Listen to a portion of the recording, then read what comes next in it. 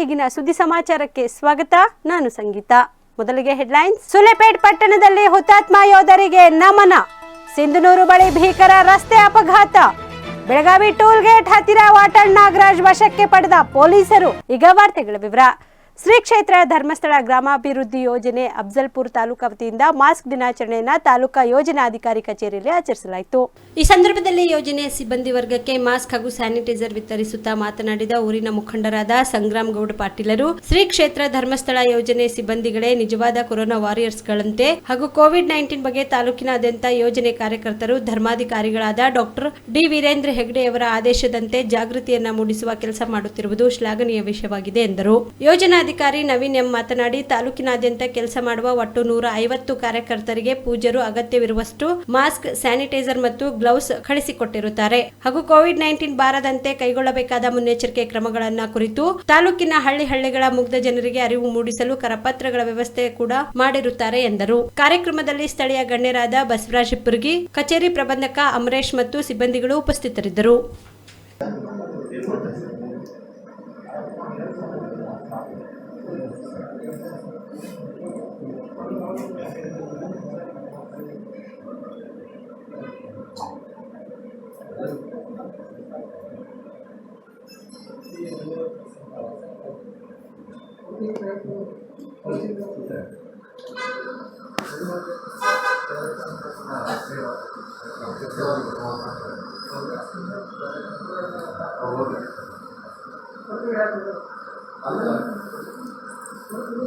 ನೀವು ಹೋಗ್ರಿ madam, sir.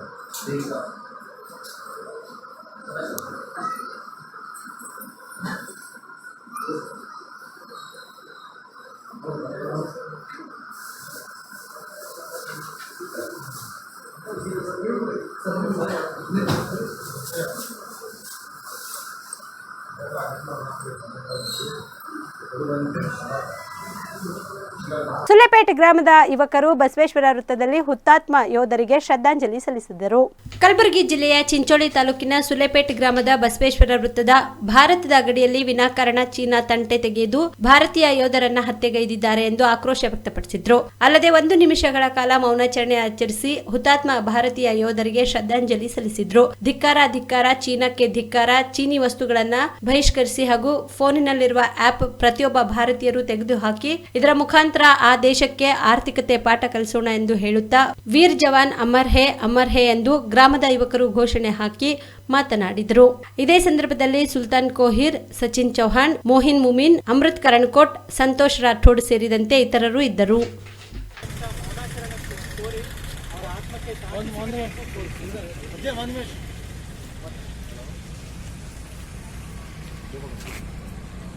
ಈಗ ಸಮಯದ ಪ್ರಾರಂಭ.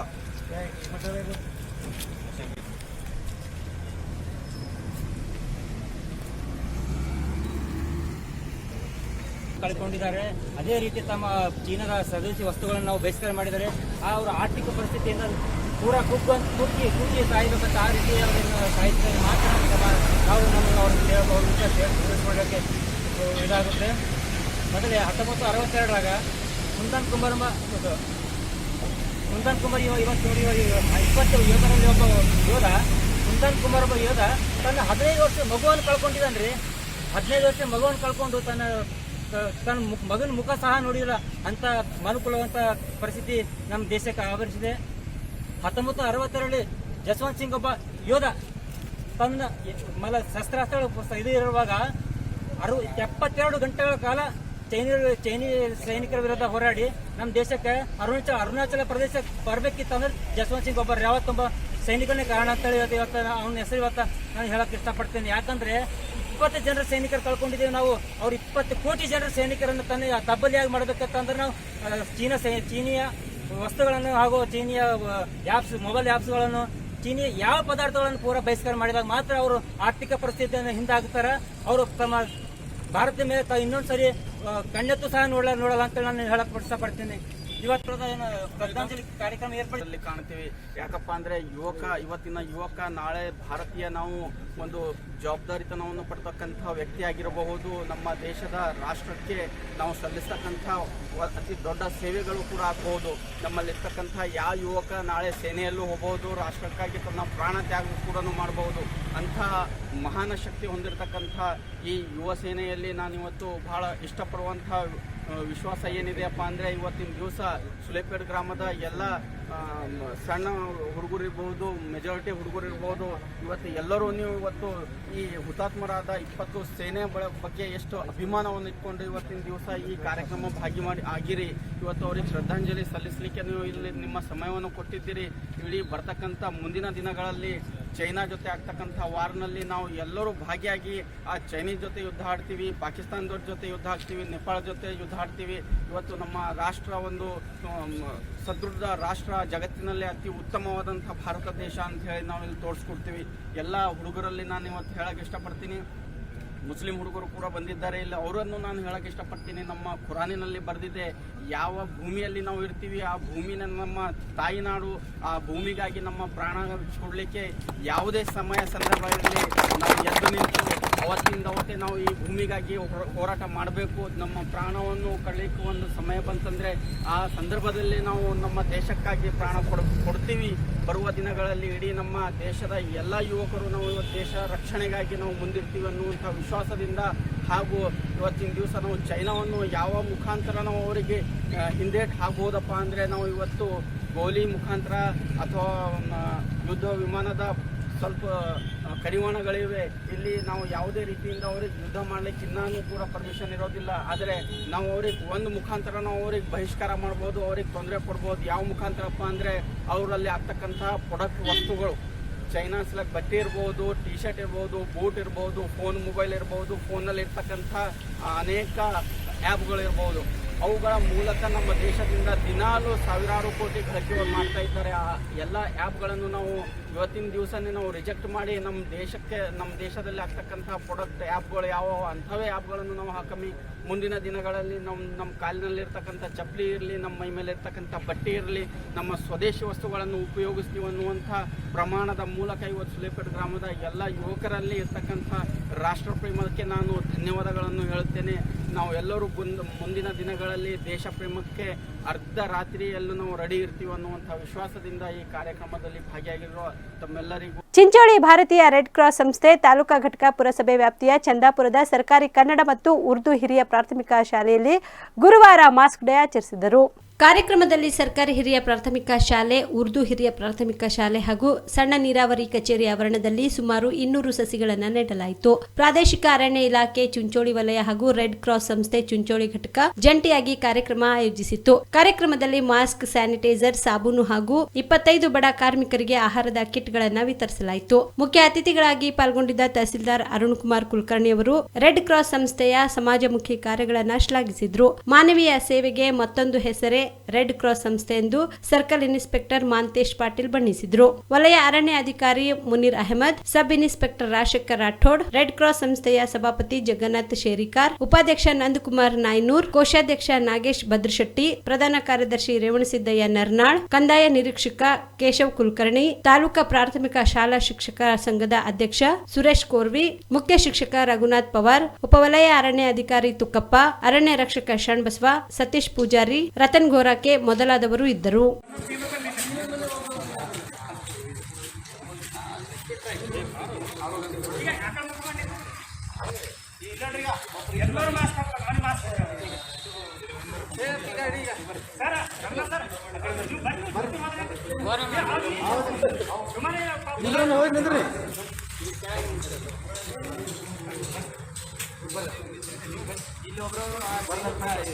ಒಬ್ಬರು ನಿಂತ್ಕೊಂಡ್ಬಿಡ್ರಿ, ಮತ್ತೆ ಯಾರಿದ್ದೀರಿ ನೀವು? ಬರ್ರಿ ಬರ್ರಿ ಈ ಕಡೆ ಬರ್ರಿ ಬರ್ರಿ ಬರ್ರಿ.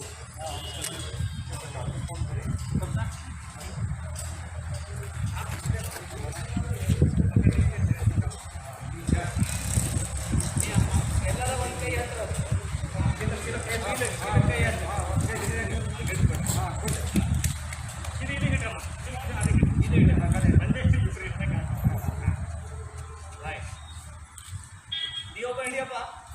ಕೆಳಗಾತ ಎದುರದಲ್ಲ ಹಾಂ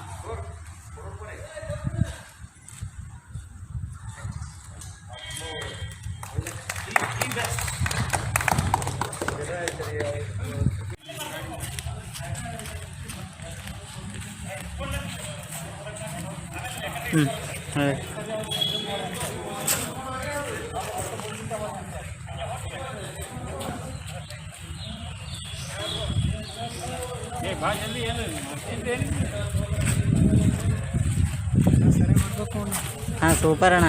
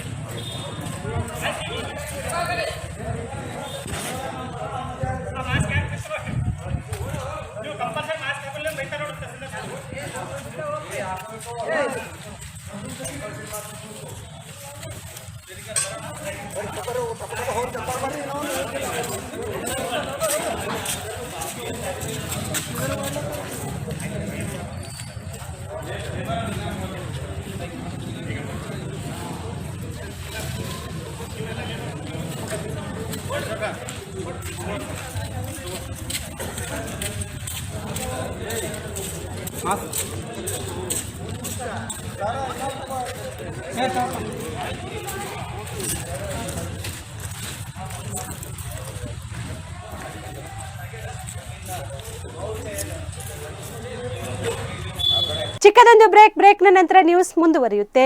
ಬ್ರೇಕ್ನ ನಂತರ ನ್ಯೂಸ್ಗೆ ಮತ್ತೆ ಸ್ವಾಗತ. ಮಹಾಮಾರಿ ಕೊರೋನಾ 19 ಹರಡದಂತೆ ಮುನ್ನೆಚ್ಚರಿಕೆ ವಹಿಸುವಂತೆ ಮಿನಿ ವಿಧಾನಸೌಧದಿಂದ ಬಸ್ ನಿಲ್ದಾಣದವರೆಗೂ ಕಂದಾಯ ಅಧಿಕಾರಿಗಳು, ಪೊಲೀಸ್ ಸಿಬ್ಬಂದಿಗಳು ಹಾಗೂ ಪುರಸಭೆ ಪೌರ ಕಾರ್ಮಿಕರು ಸೇರಿಕೊಂಡು ಕೋವಿಡ್-19 ಬಗ್ಗೆ ಹಾಗೂ ಮಾಸ್ಕ್ ಬಳಸುವಂತೆ ಮತ್ತು ಸಾಮಾಜಿಕ ಅಂತರ ಕಾಪಾಡುವ ಘೋಷಣೆಗಳನ್ನು ಕೂಗುತ್ತಾ ಮಾಸ್ಕ್ ಡೇ ಅಂಗವಾಗಿ ಜನಜಾಗೃತಿ ಜಾಥಾ ನಡೆಸಿದರು. ಈ ಸಂದರ್ಭದಲ್ಲಿ ತಹಸೀಲ್ದಾರ್ ಸಿದ್ದರಾಯ್ ಬೋಸ್ಗಿ ಅವರು ಮಾತನಾಡಿ, ರಾಜ್ಯ ಸರ್ಕಾರದ ನಿರ್ದೇಶನದಂತೆ ಪಟ್ಟಣದಲ್ಲಿ ತಾಲೂಕು ಆಡಳಿತದ ವತಿಯಿಂದ ಹಾಗೂ ಹಳ್ಳಿಗಳಲ್ಲಿ ಗ್ರಾಮ ಪಂಚಾಯತ್ ವತಿಯಿಂದ ಮಾಸ್ಕ್ ದಿನಾಚರಣೆಯನ್ನ ಆಚರಿಸುತ್ತಿದ್ದೇವೆ. ಕೋವಿಡ್-19 ಸಾಂಕ್ರಾಮಿಕ ರೋಗ ಹರಡದಂತೆ ಮುನ್ನೆಚ್ಚರಿಕೆ ವಹಿಸಿಕೊಳ್ಳಲು ನಾವೆಲ್ಲರೂ ಮಾಸ್ಕ್ಗಳನ್ನು ಕಡ್ಡಾಯವಾಗಿ ಬಳಸಬೇಕು. ಜನರಿಗೆ ಮುನ್ನೆಚ್ಚರಿಕೆ ವಹಿಸುವಂತೆ ಜನಜಾಗೃತಿ ಜಾಥಾವನ್ನ ಹಮ್ಮಿಕೊಂಡಿದ್ದೇವೆ. ಜನರ ಹಿತದೃಷ್ಟಿಯಿಂದ ಒಂದು ವೇಳೆ ಧರಿಸದಿದ್ದರೆ ದಂಡವನ್ನ ಹಾಕಲಾಗುವುದು. ಆದ ಕಾರಣ ತಾವೆಲ್ಲರೂ ಸ್ವಯಂ ಪ್ರೇರಿತರಾಗಿ ಮಾಸ್ಕ್ಗಳನ್ನು ಬಳಸಿ ಕೋವಿಡ್-19 ಹರಡದಂತೆ ಎಚ್ಚರಿಕೆ ವಹಿಸಬೇಕು ಎಂದು ಮನವಿ ಮಾಡಿಕೊಂಡರು. ಈ ಸಂದರ್ಭದಲ್ಲಿ ತಾಲೂಕಾ ವೈದ್ಯಾಧಿಕಾರಿ ಡಾಕ್ಟರ್ ಸಿದ್ದು ಪಾಟೀಲ್, ವೃತ್ತ ನಿರೀಕ್ಷಕ ರಮೇಶ್ ರೊಟ್ಟಿ ಹಾಗೂ ತಾಲೂಕಾ ಅಧಿಕಾರಿಗಳಾದ Vilas Raj, Ashok Nayak, SK Lakshmish, PSI Vishwanath Muddareddy, bus ನಿಲ್ದಾಣದ ಮೇಲ್ವಿಚಾರಕರು ಹಾಗೂ ಸಿಬ್ಬಂದಿಗಳು ಇತರರು ಇದ್ದರು.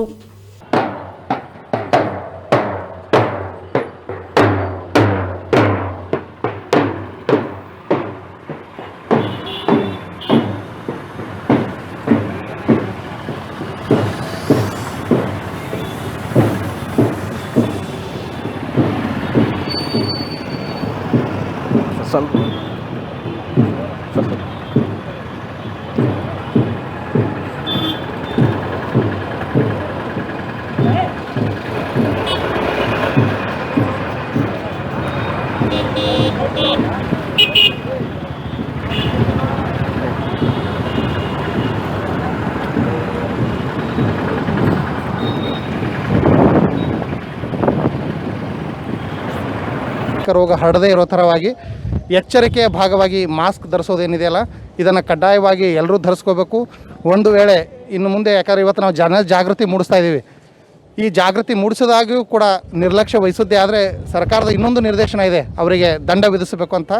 ಆ ಪ್ರಯೋಗನೂ ನಾವು ಜನರ ಹಿತದೃಷ್ಟಿಯಿಂದ, ಜನರ ಆರೋಗ್ಯ ಹಿತದೃಷ್ಟಿಯಿಂದ ನಾವು ತರಲಿಕ್ಕೆ ತಾಲೂಕು ಆಡಳಿತ ಶ್ರಮಿಸ್ತದೆ ಅಂತ ಹೇಳ್ತಾ, ದಯಮಾಡಿ ಎಲ್ಲರೂ ಮಾಸ್ಕ್ ಧರಿಸಿ ಈ ರೋಗ ನಿಯಂತ್ರಣಕ್ಕೆ ಸಹಕರಿಸ್ರಿ ಅಂತೇಳಿ ನಾನು ತಾಲೂಕು ಆಡಳಿತ ವತಿಯಿಂದ ಕೋರ್ಕೋತಾ ಇದ್ದೀನಿ. ಧನ್ಯವಾದ.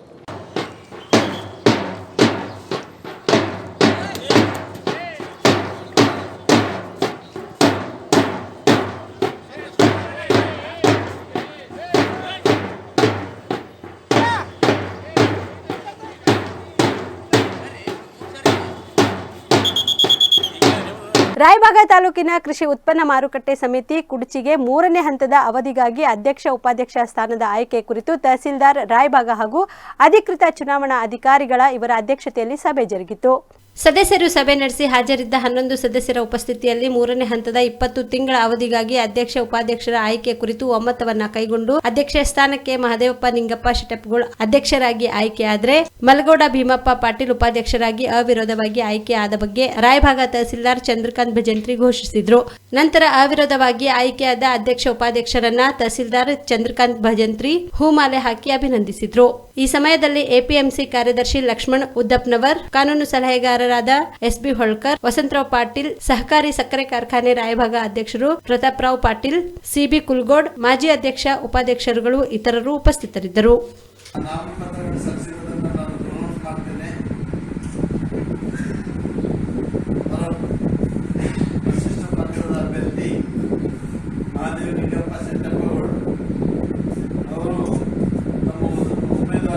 ಇಲ್ಲಿ ನಾಮಕರಣ ಮಾಡಿದ್ದಾರೆ. ಅವರಿಗೆ ಸಜೆಸ್ಟ್ ಮಾಡಿರೋರು ಕನ್ನಡ ಅರ್ಜುನ್ ಗದಾಡಿ. ಇವರ ಒಂದು ನಾಮಪತ್ರ ಸ್ವೀಕಾರ ಆಗಿದೆ ಮತ್ತೆ ಸ್ಥಿರವಾಗಿದೆ ಅಂತ ಹೇಳೋದಕ್ಕೆ ಇಷ್ಟಪಡ್ತೇನೆ. ಎರಡನೇದಾಗಿ ಬೇಡವಾಡ್ ಸಾಮಾನ್ಯ ಕ್ಯಾಟಗರಿಯಿಂದ ಮಲಗೋಡ ಭೀಮಪ್ಪ ಪಾಟೀಲ್ ಇವರು ತಮ್ಮ ಉಮೇದುವಾರಿಕೆಯನ್ನ ಇದು ಮಾಡಿ ನಾಮಕರಣ ಸಲ್ಲಿಸಿದ್ದಾರೆ. ಅವರ ಹೆಸರನ್ನ ಶಿಫಾರಸು ಮಾಡಿದವರು ಸಿದ್ದಪ್ಪ ರುದ್ರಪ್ಪ ಬಳಿಗಾರ್ ಅವರು. ಇವ್ರದ್ದು ಕೂಡ ಅರ್ಜಿ ಸ್ವೀಕೃತವಾಗಿದೆ ಮತ್ತೆ ಊರ್ಜಿತವಾಗಿದೆ ಅಂತ ಈ ಸಭೆಗೆ ತಿಳಿಸೋದಕ್ಕೆ ಇಷ್ಟಪಡ್ತೇನೆ. ಅಧ್ಯಕ್ಷ ಮತ್ತು ಉಪಾಧ್ಯಕ್ಷ ಸ್ಥಾನವನ್ನ ಇವತ್ತು ನಾವು ಅಧಿಕೃತವಾಗಿ ಭರ್ತಿ ಮಾಡಿದ್ದೀವಿ. ಮತ್ತೆ ಅಧಿಕೃತವಾಗಿ ಅದನ್ನ ಘೋಷಣೆ ಕೂಡ ಮಾಡಿದ್ದೀವಿ. ತಾಲೂಕು ಆಡಳಿತದೊಂದಿಗೆ ಈ ಕೃಷಿ ಮಾರುಕಟ್ಟೆ ಸಮಿತಿ ಏನಿದೆ ನಮ್ಮೊಂದಿಗೆ ಸಹಕರಿಸಿ ಬಹಳ ಯಶಸ್ವಿಯಾಗಿ ನಡೆಸಿಕೊಟ್ರಿ. ಇದಕ್ಕೆ ತಾಲೂಕು ಆಡಳಿತದ ವತಿಯಿಂದ ನಿಮ್ಮೆಲ್ಲರಿಗೂ ಧನ್ಯವಾದಗಳನ್ನ ತಿಳಿಸಿ ಈ ಚುನಾವಣೆ ಈಗ ಮುಕ್ತಾಯ ಆಯಿತು ಅಂತ ಹೇಳ್ತೀನಿ. ಧನ್ಯವಾದಗಳು.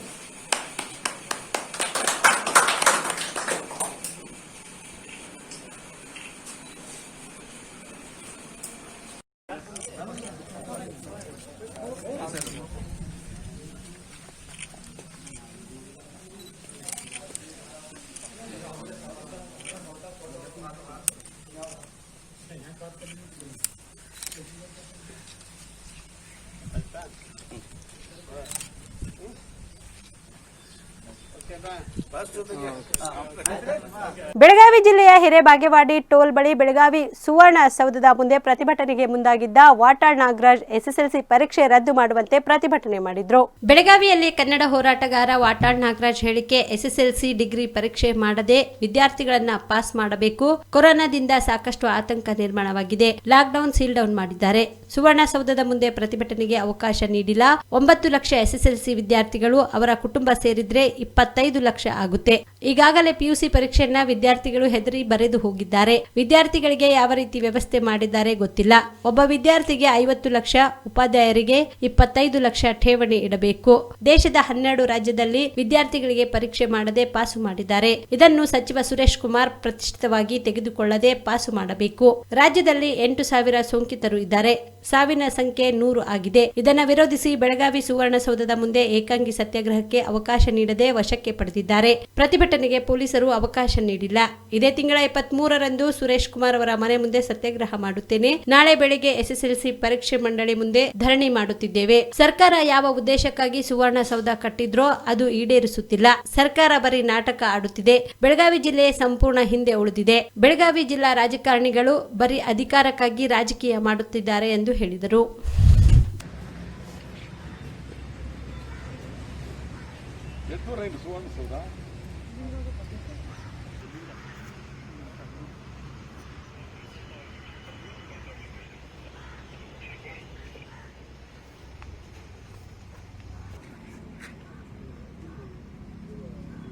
ಈಗ ನೀವು ಯಾಕೆ ಕರ್ಕ ಬಂದ್ರಿ ನಮ್ಮನ್ನ ಬನ್ನಿ ಇಲ್ಲಿ ಬನ್ನಿ ಸರ್.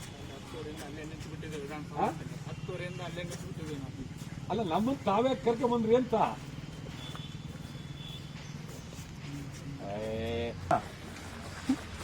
ಜಾಗೃತಿ ಕ್ರಮ ದಸ್ತಗಿರಿ ಮಾಡ್ತೀವಿ ಸರ್. ಅರೆಸ್ಟ್ ಮಾಡಿದ್ದೀರಾ? ಮಾಡಿದ್ವಿ, ಅರೆಸ್ಟ್ ಮಾಡಿದ್ವಿ. ಹೌದಾ? ಮತ್ತೆ ಬೆಳಗಾವಿಗೆ ಹೋಗಿ ಅಂದ್ರಿ? ಅದು ಸರ್, ನೀವು ಹೋಗ್ತೀನಿ ಅಂದ್ರೆ ಆಮೇಲೆ ಬಿಟ್ಟ ಮೇಲೆ ಹೋಗ್ರಿ ಸರ್. ಹಾಂ, ಬಿಟ್ಟ ಮೇಲೆ ಹೋಗುವಂತ್ರಿ ಸರ್.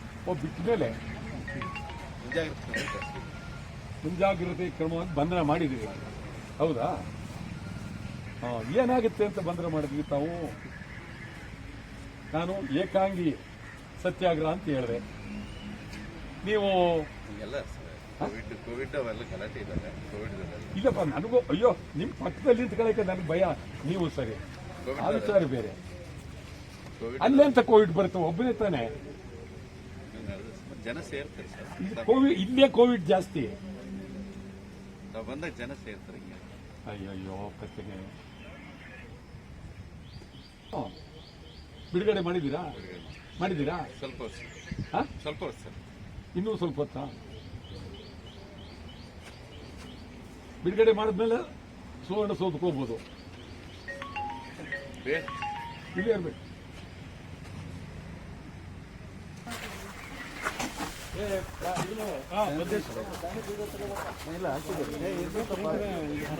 ಸ್ಯಾನಿಟೈಸರ್ ಇರ್ತಾವ.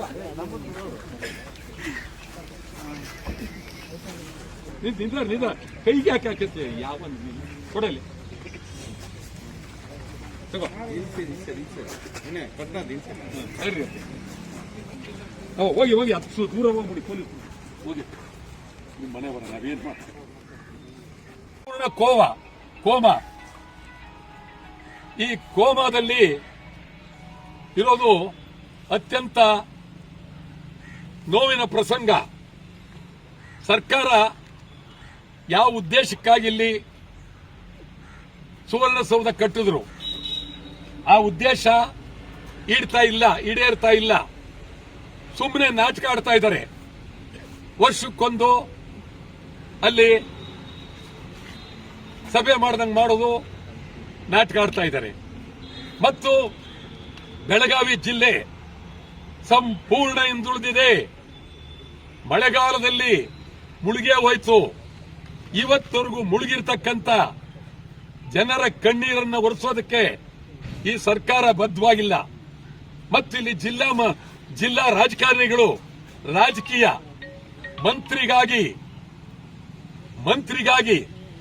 ರಾಜಕೀಯ ಮಾಡ್ತಾ ಇದ್ದಾರೆ, ರಾಜ್ಯಸಭೆಗಾಗಿ ರಾಜಕೀಯ ಮಾಡ್ತಾ ಇದ್ದಾರೆ. ಇದು ಅತ್ಯಂತ ಅಗೌರವ. ಮುಂದಿನ ದಿನಗಳಲ್ಲಿ ಸುವರ್ಣಸೌಧ ಮುತ್ತಿಗೆ ಆಗ್ತಕ್ಕಂಥ ಕಾರ್ಯಕ್ರಮ ತೀವ್ರವಾಗಿ ಮಾಡ್ತೀವಿ ಅಂತ ಎಚ್ಚರಿಕೆಯನ್ನ ಕೊಡ್ತಾ ಇದ್ದೇನೆ. ಸಿಂಧನೂರು ತಾಲೂಕಿನ ದಡೇಸೂಗೂರು ಸಮೀಪ ಕೆಂಗಲ್ ಕ್ರಾಸ್ ಹತ್ರ ಕಾರು ಮತ್ತು ಬೈಕ್ ನಡುವೆ ಮುಖಾಮುಖಿ ಡಿಕ್ಕಿ ಹೊಡೆದ ಪರಿಣಾಮ ಗಾಯಾಳುಗಳನ್ನು ಆಸ್ಪತ್ರೆಗೆ ದಾಖಲಿಸಲಾಗಿದೆ. ರಾಯಚೂರು ಜಿಲ್ಲೆಯ ಸಿಂಧನೂರು ತಾಲೂಕಿನ ದಡೇಸೂಗೂರು ಸಮೀಪ ಕೆಂಗಲ್ ಕ್ರಾಸ್ ಹತ್ರ ಅಪಘಾತ ಸಂಭವಿಸಿದೆ. ಸಿಂಧನೂರು ನಗರದ ಬೈಕ್ ಸವಾರರಾದ ಶರಣಪ್ಪ ಹಾಗೂ ಖಾಜಾ ಹುಸೇನ್ ಬೈಕ್ ಮೂಲಕ ಸಿರುಗುಪ್ಪಗೆ ಹೊರಟಿದ್ದು, ಸಿರುಗುಪ್ಪದಿಂದ ಸಿಂಧನೂರಿಗೆ ಬರುವಾಗ ಮಾರುತಿ ಓಮಿನಿ ಕಾರ್ ಚಾಲಕನ ನಿಯಂತ್ರಣ ತಪ್ಪಿ ಬೈಕ್ಗೆ ಡಿಕ್ಕಿ ಹೊಡೆದ ಪರಿಣಾಮ ಕಾರ್ ಡಿಕ್ಕಿ ಹೊಡೆದ ರಭಸಕ್ಕೆ ಬೈಕ್ ಸವಾರನ ತಲೆಗೆ ಪೆಟ್ಟು ಬಿದ್ದು ತೀವ್ರ ರಕ್ತಸ್ರಾವಗೊಂಡು ಸಾವು ಬದುಕಿನ ಮಧ್ಯೆ ನರಳಾಡುತ್ತಿದ್ದ. ಸಾರ್ವಜನಿಕರು ಆಂಬ್ಯುಲೆನ್ಸ್ ಮೂಲಕ ನಗರದ ಸರ್ಕಾರಿ ಆಸ್ಪತ್ರೆಗೆ ದಾಖಲು ಮಾಡಿದ್ದು, ವೈದ್ಯರು ಚಿಕಿತ್ಸೆ ನೀಡಿ ಹೆಚ್ಚಿನ ಚಿಕಿತ್ಸೆಗಾಗಿ ಬಳ್ಳಾರಿಗೆ ಕಳಿಸಿಕೊಡಲಾಗಿದೆ. ಮಾರುತಿ ಓಮಿನಿ ಕಾರ್ ಸಿರುಗುಪ್ಪ ತಾಲೂಕಿಗೆ ಸೇರಿದ್ದು ಎಂದು ತಿಳಿದು ಬಂದಿದ್ದು, ಅಪಘಾತದ ಕುರಿತು ಗ್ರಾಮೀಣ ಪೊಲೀಸ್ ಠಾಣೆಯಲ್ಲಿ ಪ್ರಕರಣ ದಾಖಲಾಗಿದೆ. ಇವಿಷ್ಟು ಈವರೆಗಿನ ಸುದ್ದಿಗಳು. ಹೀಗೆ ನೋಡ್ತಾ ಇರಿ. ಧನ್ಯವಾದ.